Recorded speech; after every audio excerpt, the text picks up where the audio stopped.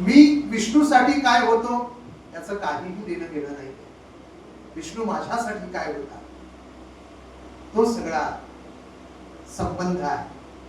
कारण माझ्यासारखीच गोमंतकातील हजारो मंडळी त्यांना वाटतं की विष्णू मला फार जवळ आहे. विष्णू कुणाला जवळ?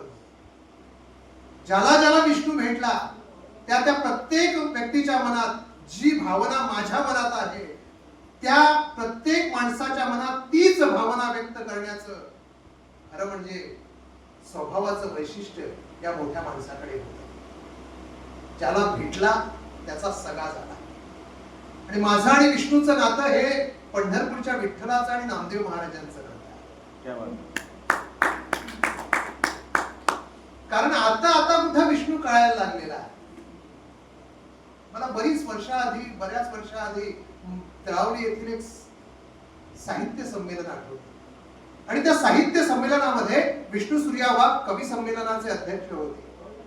आणि तुम्हाला ठाऊक आहे ते 16, 17, 18 वर्षांचं वय, कविता करण्याची एक उर्मी. मग यमकाला यमक जुळवून एखादी कविता करायची. मम जीवन गुंगुरस्वर बांधिन तव पदी सत्वर असं काहीतरी लिहून कविता तयार करायच्या. मी एक कविता म्हटलेली विष्णू त्याच दिवशी एका तीक्ष्ण नजरेतून माणसामध्ये कुठले गुण आहेत ते जाणून घेणारा विष्णू माझी एक कविता ऐकून मला त्याच दिवशी सांगायला लागला. त्याचे शब्द तू कवी होणार नाहीस असं त्यांनी म्हटलं नाही, पण याचं कवितेचं वाचन चांगलं आहे, हा चांगलं वाचन करतो. हे जवळजवळ मी 16 वर्षाचं असताना विष्णूचं परीक्षण होतं. बाबा आयुष्यामध्ये मला विष्णूनं वाचनासाठी प्रेरणा दिली. मी त्यांच्या म्हणजे रावसाहेबांच्या घरी होतो त्यावेळी, इकडं काहीतरी काम करायचो. आयुष्यातला पहिला पगार मला त्या रावसाहेबांनी दिला होता, 160 रुपये, इयत्ता 7वीला असताना. आणि त्या दिवशी विष्णू त्यांच्या घरी मला भेटला. एकच प्रश्न त्याने मला केला, काही वाचतोस का? मी म्हणतो वाचतो काही काही.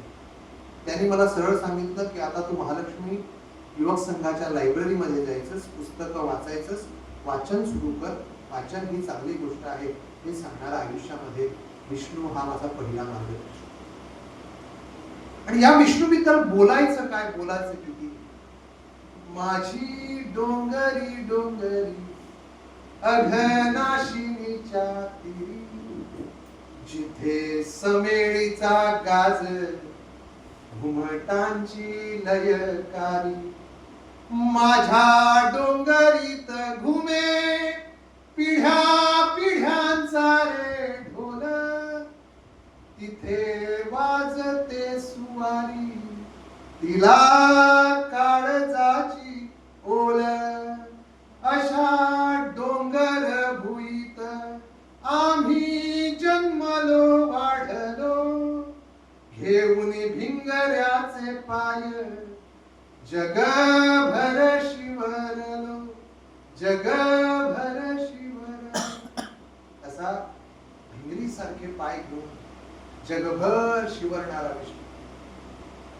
कारण तो किती फिरायचा, कुणाला भेटायचा आणि भेटणाऱ्या माणसाशी काय नातं जोडायचा, आणि गेल्या प्रत्येक ठिकाणी आपली पावलं उमटवल्याशिवाय हा विष्णू कधीच माघारी फिरला नाही. मग ते वक्तृत्व असू दे किंवा काव्य गायन असू दे किंवा चित्रकारिता असू दे, एखादं गाणं असू दे, कुठल्या तरी चर्च मध्ये बेसाव घालणं असू दे, कुठल्या तरी एका सायबिडीच्या फेस्तामध्ये जाऊन, एखाद्या कार्यक्रमामध्ये जाऊन आपल्या कॅथॉलिक बंधू समवेत एखादं कातार गाणं असू दे, कुठेही शिवरणारा विष्णू आपल्या प्रत्येक कलेच्या माध्यमातून आपलं विराट रूप दर्शन जगाला दाखवत पुढे निघणार होता. कुसुमाग्रजांची सुंदर